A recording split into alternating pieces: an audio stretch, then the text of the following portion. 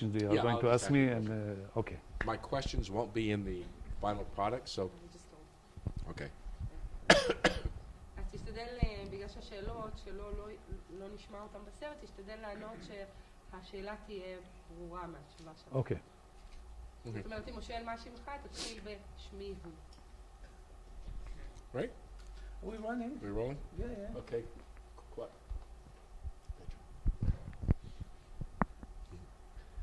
What is your name, please? שמי שמואל קוגן. My name is? Yes?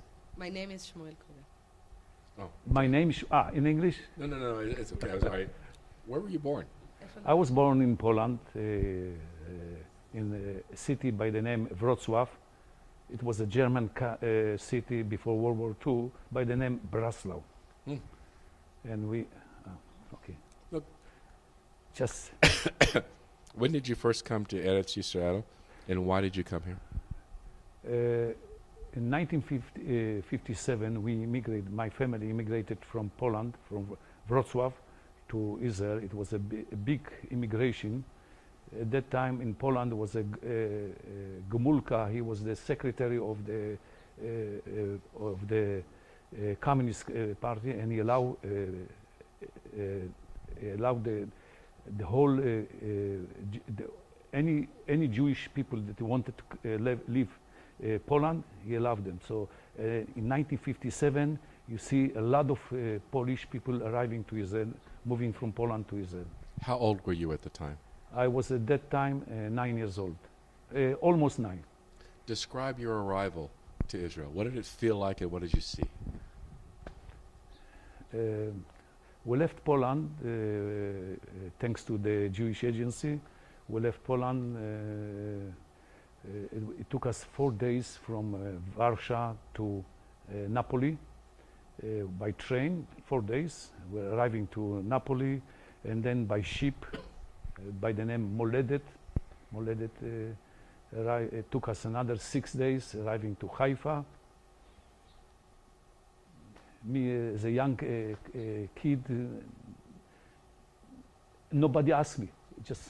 Nobody asked me. Just arriving to Haifa, and within few hours, a truck came and took us to Ashkelon, a city by the name Ashkelon. They gave us small apartments, by around 45. We were like 6 people, my father, mother, and 4 children. And we get like 48 meters square. I have no idea. In English, it's about I think whatever. It's small apartment, and everything new. It was already. We came from Poland. May, in May you have a beautiful weather. It's like in the 60s in Fahrenheit. And arriving to Israel May, Hamsin. You know what is Hamsin? In the 90s. I mean Fahrenheit, 90s. It's hot. Everything new for me. I have no idea, not knowing the language.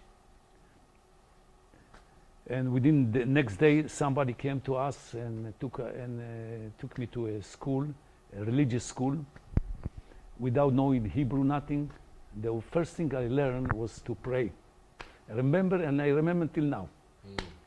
I will never forget this. So I was over there like few 2-3 months, and I think a woman from the Jewish agency arrived to me and asked, and they took me to Ramat Hadassah. Ramat Hadassah, it's a school near Haifa for new immigrants. And the purpose of this school is to see where to send you. I mean, it's it's a transit school. I spent over there 10 months. In February '59, can you imagine a kid at age 9, 10 arriving to school without having nothing? I'm just thinking about this, and almost I want to cry, because thinking about to take a kid at age 9, 10, and to leave the family and arriving to a new place, and finding yourself alone, and you have to fight. I remember one night I was sleeping and the kids came and put fire on between, and yeah, the light fire, put some paper, and it's the beginning. But I learned how to fight. And within few months, we arrived to Jerusalem, 1959, February, cold, very cold. And they sent me to fourth grade. Here at the Chava? In here, yeah, Chavat Hanoar Hatzoni. I spent from February 59 till July 67. 8.5 years. But I am thankful to the school because they gave me food, they gave me clothing, they gave me education, bed. And I remember when I used to have to, every 3 months we used to receive time for a weekend or to go for a weekend or holiday. And I remember going home, I used to cry and I didn't understand why. Because at school was much better, I felt much better than at home. Why? Because I didn't have nothing in my school, at my home. My father became sick. They sent him to hospital. My mother has to work as a cleaning apartments. They sent my 2 brothers to another school, and the family was destroyed. And at my home, at my school, I felt much better. The feeling here at my school was much better than at home. What do you think it was about the Chava that made it feel as if it were home? Because I receive everything here. I receive clothing, I receive education, I receive bed, I receive even small money.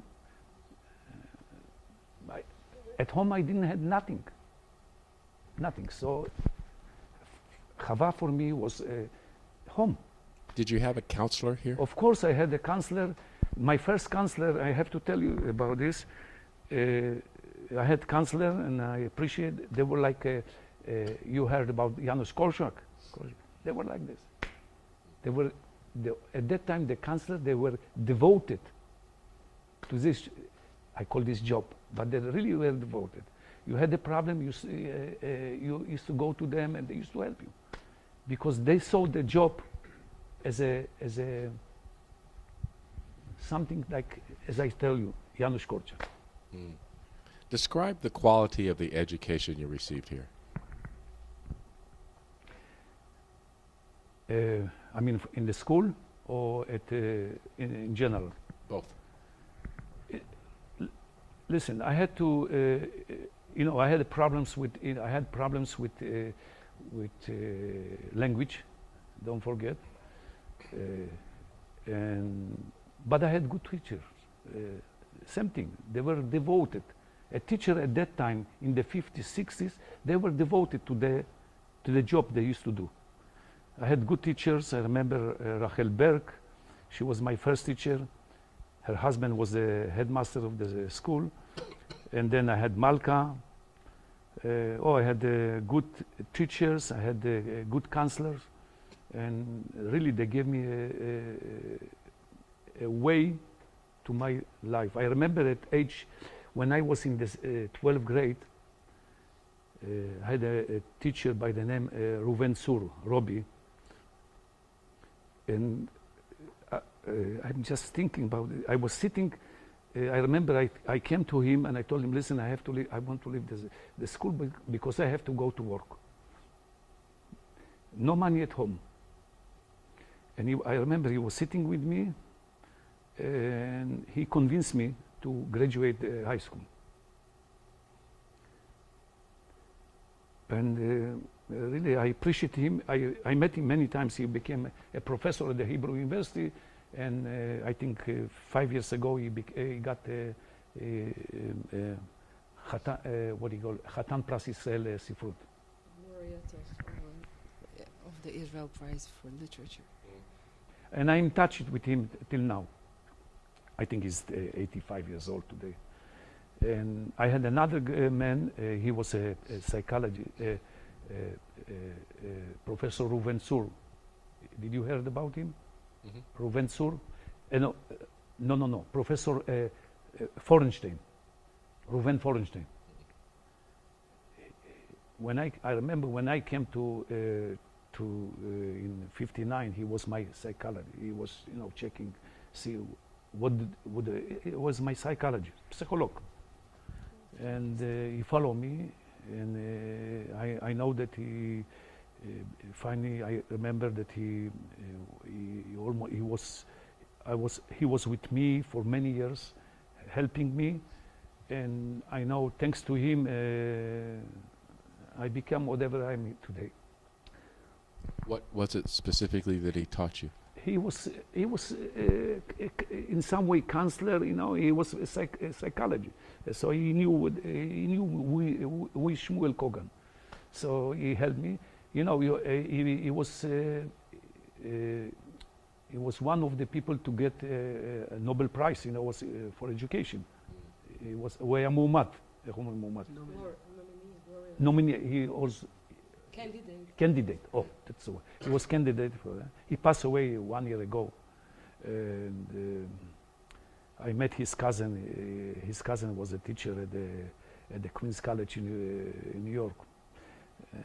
It's a story, but forget it. We can talk hours about it. When you arrived here as a young boy, did you have dreams about what you wanted to do or what you wanted to become? Of course I had the dreams. What were those dreams? My dream was to learn and graduate and to go to find a job and to start to work, and that's why I didn't have so many dreams. But once I graduate my army, finish my army, I wanted to be a social worker because I saw what the Chavat Noor gave me, and I wanted to continue with this. And I got a scholarship from the from the Aliyat Noor. Aliyat Noor is a Jewish agency.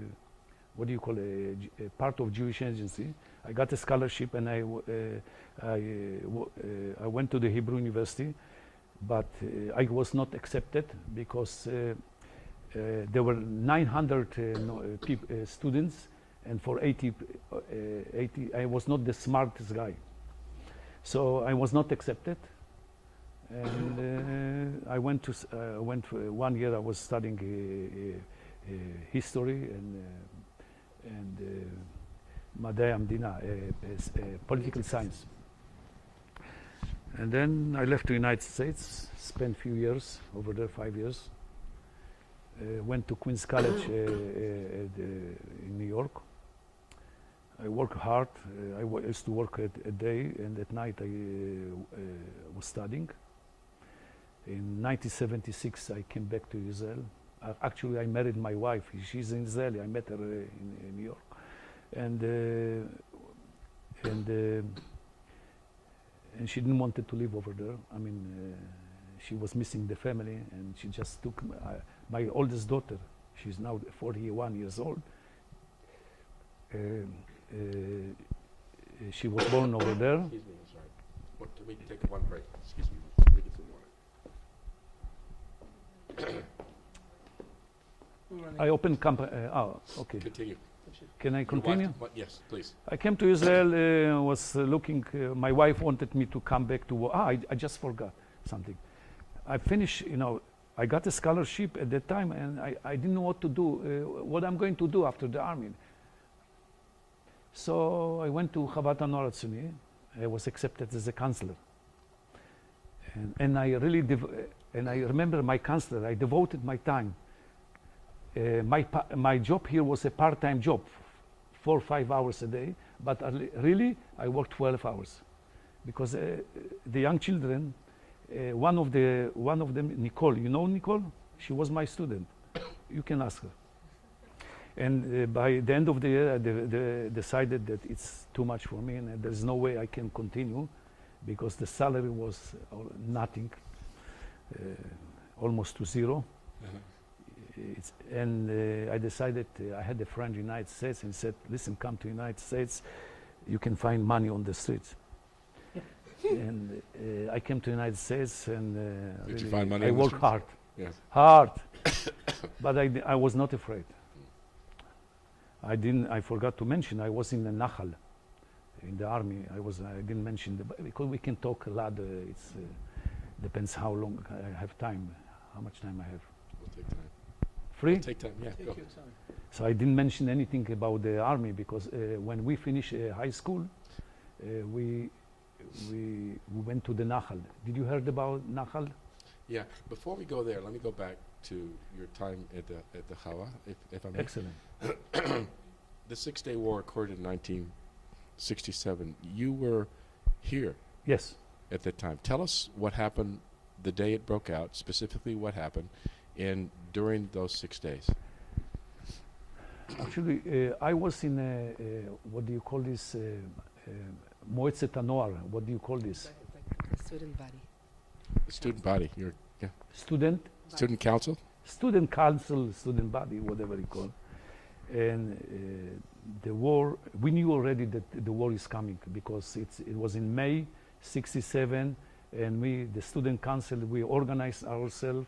You know, we took responsibility about the youngest students. I was at that time at the 12th grade already. You know, I was already 19 years, 18 and a half, 19 years.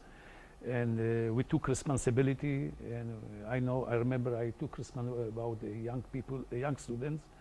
I was with the group. We prepared, the bunkers, whatever we had at that time, and we were waiting for whoever is coming, because most of the teachers and counselors, they were how do you say drafted. They were drafted to the army. So actually, we were running, me and Zvika, you remember Zvika Chernigovsky? We were running the school. Because there were no counselors and there were no teachers. Everybody was the army. The Jordanian border was right there. Yes. We had... Did you take on any... Of course. They were shelling us. One bomb was at the... You know where is the swimming pool? Fell down. And one if you enter the school, at that time there was an office, the headquarters of the school. One bomb was fell down over there. They were shelling. I think there were like 4 or 5 bombs. They dropped on the school. The Jordanian army. Did the students have a choice whether to stay here or go home? And if so, what did the students do? Most of the students stay here. Why? It's because I didn't have where I'm going. I didn't have a family. My mother, my father was sick, and my mother. There was no home for me. For most of the students, there was no home. So they preferred to stay here, and we were safe here because we had bunkers, we had everything. Why to live? In an article that was written for the Chabad's 60th anniversary, Yes. you wrote about different things this place taught you. Yes. I'm going to mention each one and tell us what you mean by that. Values. What does it mean by that? For me, a value. I learned in the school through the counselors, through the teacher, to appreciate, first of all, whatever I'm getting, to respect other people, to help other people. To help whatever I received from the school. For me, it was the best. So this was the value for me, and since then I'm going with this for many years. Work ethic. Work ethic. Work. Ethic. מוסר עבודה. Oh yes. I became what do you call this? Sadran avoda. סדרן עבודה. Yeah, I had a very. They're responsible for work, for assigning work. So I had a very. Anything that I was at the school asked me to do, I did this in the perfect way. Because the school gave me. Till now I'm returning to the school, whatever they gave me at that time. So for me, work, there is no compromise. Whatever I got from the school, the work I used to do was the 100%. And you mentioned the value of volunteering and the value of excellence. I volunteer any whatever in the morning. We used to volunteer getting up in the morning 5 o'clock to work to the, you see today the school with flowers, with trees, but at that time, go back to the 50s, the late 50s, you see a lot of rockets, and so we used to get every morning 5 o'clock and working in the field till 7 o'clock, then washing ourselves and going to the school. This is the volunteering. This was the volume. This was the how do you call it? The spirits at that time. Spirit. It was for me natural. I didn't feel that I'm doing something special. It was for me natural. What path did your life take after the Chava? You went into the army. I went to the army. We went to Nahal. We organized a group from 4 schools. School by the name Alonei Yitzhak, another school in Kfar Silver, near Ashkelon, another school near Tivon, Kiryat Tivon, and we organized a group, and we went with the group, and the aim of this was to settle in a kibbutz HaSollim. And so we organized a group, and we went to the kibbutz. We worked over there for months as volunteers, and I became a sadran avodah with the kibbutz. I remember it was a bad for me. It was bad taste of the kibbutz because Why? I tell you why. Because I was fully energetic guy coming to like a new immigrants in the 20s, the last century, coming to build the country, and then I coming as a sadran avodah. Beside working the field, I saw whatever is happening in the kibbutz. I said myself, that's all. I'm not anymore in kibbutz. So what happened after that? And then I went to the Tironut training, for. And then I joined. I left the Garin. I was in Nahal. I went to become an officer. I became an officer, and I wanted to stay in the army because in the beginning I felt that I didn't have nothing at my home. So I said, army is going to be my business. And after 1 year at the army, I started to think it's not my way. And I finished my army. I was in the army. I was a paratrooper, whatever.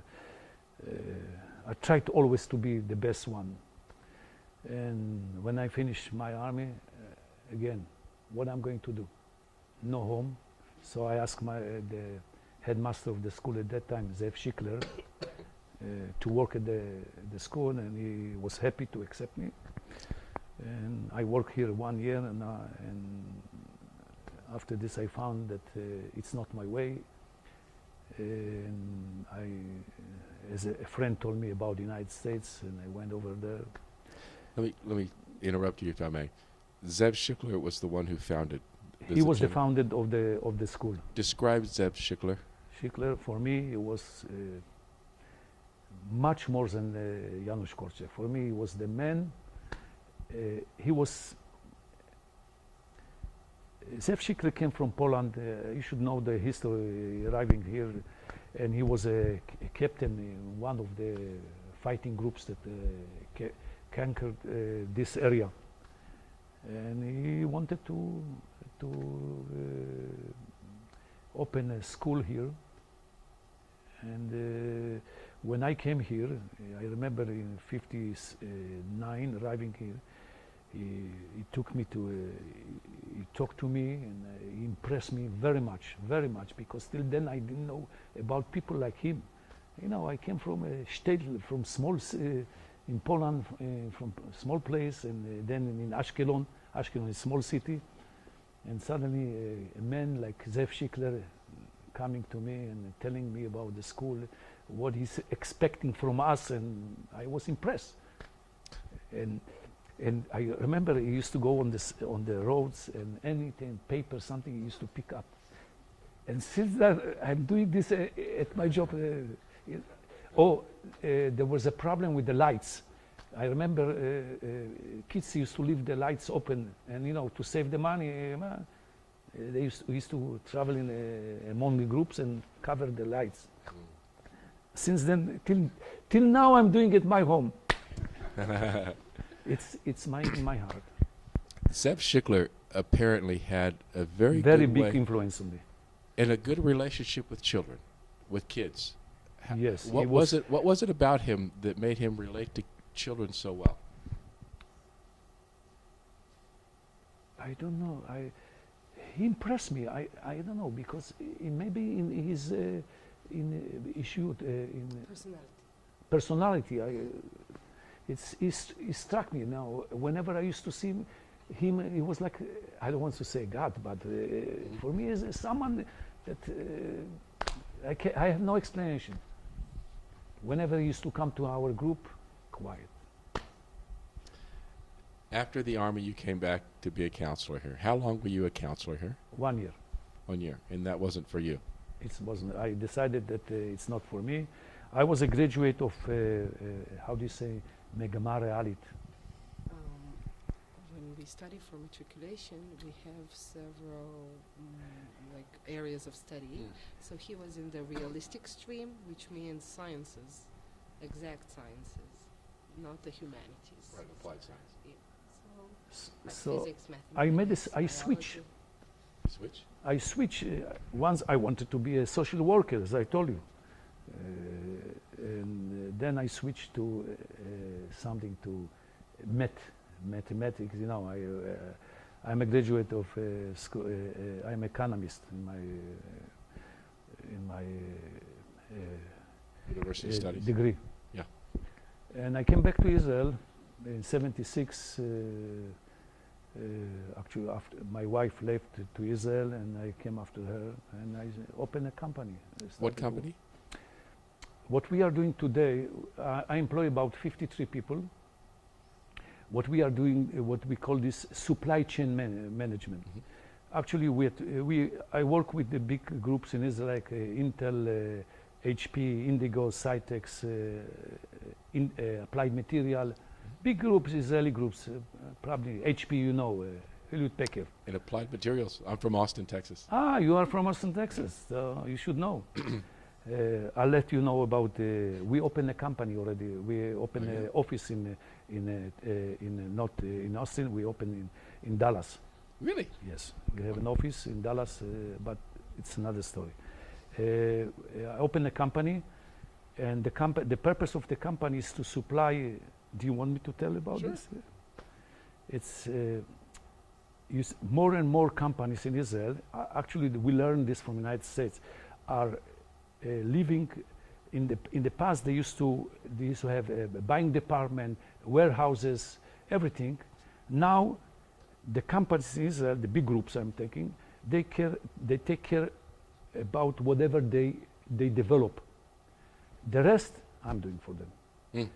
With supply chain, we supply them on time delivery, OTD, on time directly to the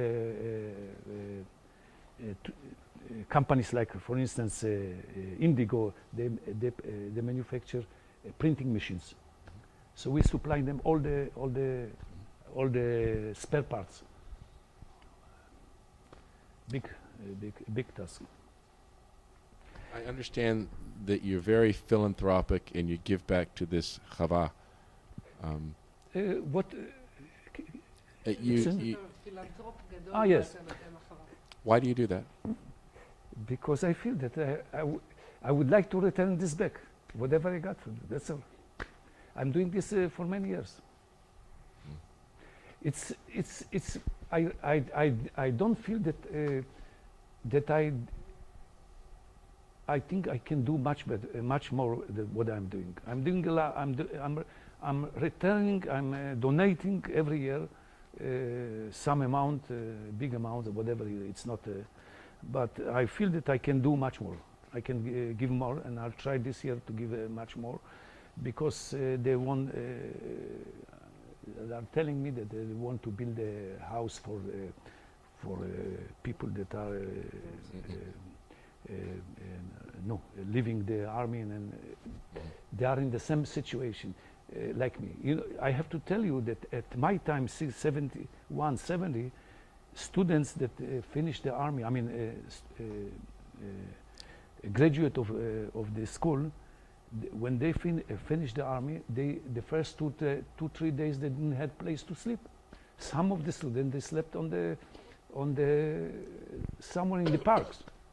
So I think this great idea of building a house for graduate students that they just finished army, it's a great idea, and I will do my best to donate whatever I'm donating.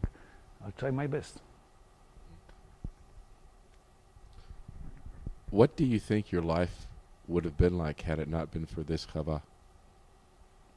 I have no idea. Could be as a who knows. Some families is very interesting. You can find in our school. You can find in our school. I mean, students, they used to live in like new immigrant schools, cities like Ashkelon, Sderot. Whoever went to the school, like my school, this school, Chavat HaNoar Tzuni, they graduate, became, got a bachelor degree, master degree, even more. And whoever from the same family was left over there, they just never finished the 8th or 10th grade. And I know people, students. How would you describe this place in 1 or 2 sentences to somebody who doesn't know anything about it? For me, I'm trying to find the word. In Hebrew. It's difficult to find the word in Hebrew. It's not a question. It's not fast. I'm trying to, in one word. Yeah. Wonderful school. School for me was something that I should thank to whoever brought me here.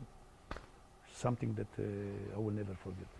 Why should somebody from the United States, or anywhere else in the world for that matter, why should somebody give financially to this place? It's listen, I mean, in general, financially, it's because a place like this educate people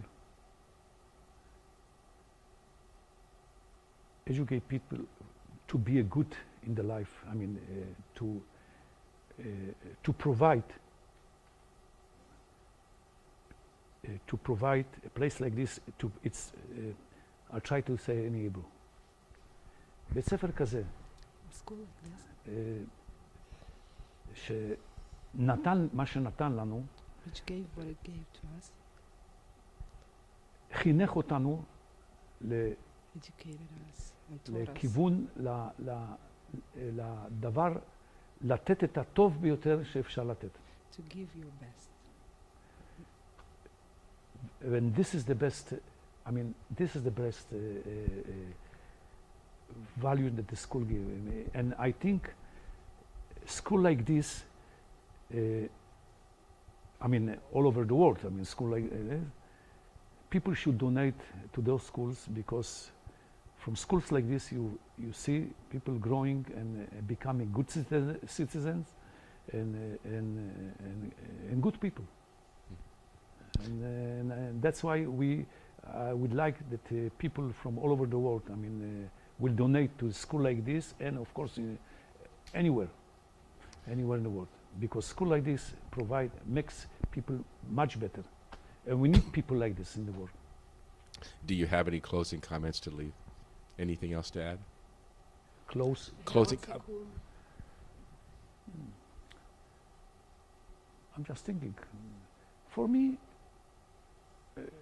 I will continue in this. For me, this school is life. So I will continue whatever I can give to the school, and I'll, because it's part of my life, my body, my hands. This school, and I'm coming every year for all kinds of programs. We have every year a memory, for the independence.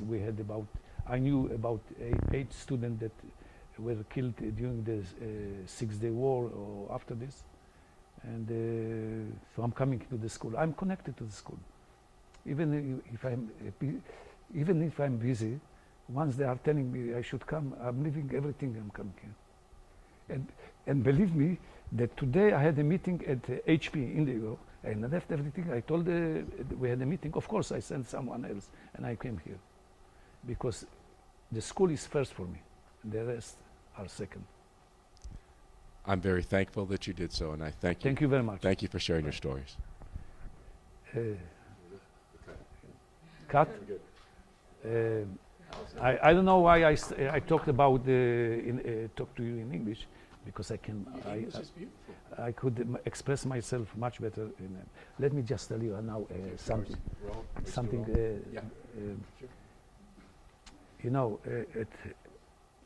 I got a scholarship. He's still talking. I got a scholarship at the Queen's College University, scholar from the city, because I had good grades. My average was over 90, but I had a problem with the English department.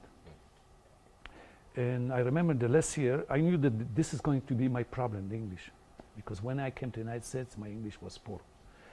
And the teacher, in one of the intermission, we were sitting, he's asking me, "From where are you?" And I told him, "I am from Israel." "From what city in Israel?" he asked me. I told him, "From Jerusalem." "Where in Jerusalem?" I saw that he is asking this specific question. And I told him, I was in a Jewish agency, youth school, and what is the name of the school? I was amazing, why he was asking.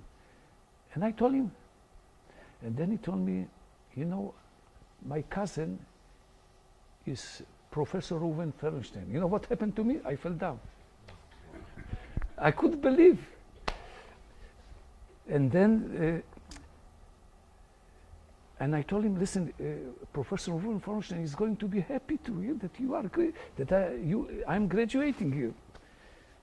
And then he told me, "Listen, what's your problem?" I told him I have problems with sonnet, sonnet, Shakespeare. Really. I have a problem because I have to compete with the American student.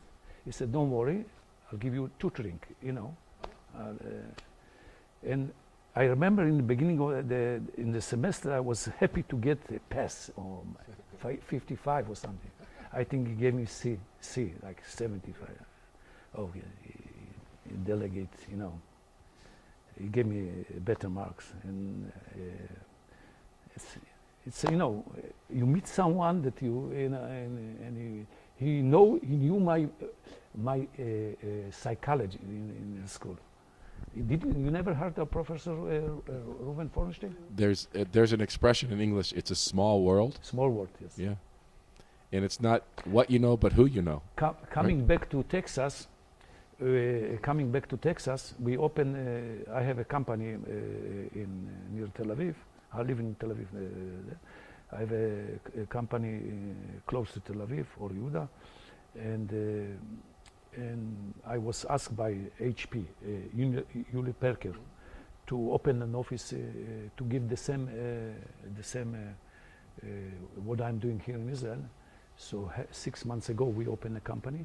We went over there. We opened with I have someone that is to supply us spare parts. We opened together and we have an office over there. Well, please visit us in Austin. We will It's, host you. It's- We will. it's, We will show you. We will feed you one good and a half barbecue. hour flight. Yeah. So what do you have in Austin? What do I do? What you are doing in Austin? This. I interview people for Ah, their life interview. stories. I interviewed Holocaust survivors for the Shoah, for Ah, Spielberg for sure. and the Shoah, and now I do it for families. Ah, So I see. your story will pass down to your grandchildren and great-grandchildren.